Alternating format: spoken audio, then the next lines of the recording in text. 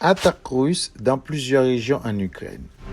Du côté des médias russes sur le conflit en Ukraine, la défense russe a indiqué que son armée russe a bombardé avec succès le système de commandement militaire ukrainien ainsi que ses installations énergétiques.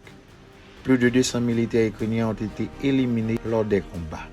Des obus radars de contre-batterie de production américaine ont été détruits.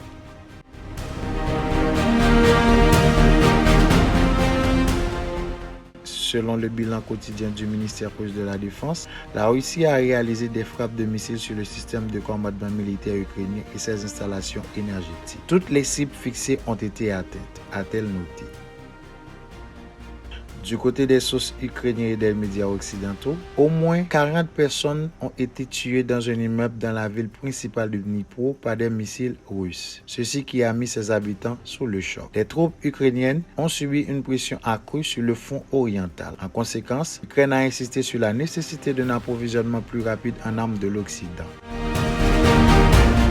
L'état-major de l'armée ukrainienne a déclaré que l'artillerie russe a frappé environ 25 villes et villages autour de Bakhmut et Avdiivka. Ces endroits sont les deux des points où les Russes tentent d'avancer dans la région industrielle stratégique du Donbass. Il a indiqué que la Russie a continué de bombarder plus de 30 colonies dans les régions du nord-est de Kharkiv et de Soumy près de la frontière russe. Au sud, des tirs de mortier et d'artillerie russe ont touché plusieurs villes, y compris Kherson, la capitale régionale. Boris Danov, un analyste militaire ukrainien, a parlé de très violents combats qui se poursuivent dans les deux secteurs clés de Bakhmut et Avdiivka. L'ennemi attaque 24 heures sur 24, a-t-il déclaré. Nous essayons de maintenir nos positions. Les troupes russes opèrent activement la nuit. Nous avons un grand besoin de vision nocturne.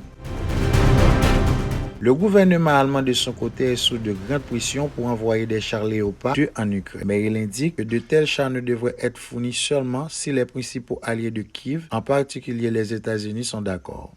German Galushchenko, le ministre ukrainien de l'énergie, a déclaré que les prochains jours seraient difficiles sur le plan énergétique après que l'attaque massive de missiles de la Russie a touché des infrastructures importantes dans plusieurs régions. Le gouverneur régional a déclaré samedi que les forces ukrainiennes se battent pour maintenir le contrôle de Soledar dans la région orientale de Donetsk en Ukraine. Cette déclaration contredit les affirmations russes selon lesquelles les forces de Moscou avaient capturé la ville. Mais Sandu, la présidente de Moldavie, a déclaré qu'après la dernière vague d'attaques russes, les débris de missiles avaient été découverts dans son pays près de la frontière occidentale de l'Ukraine.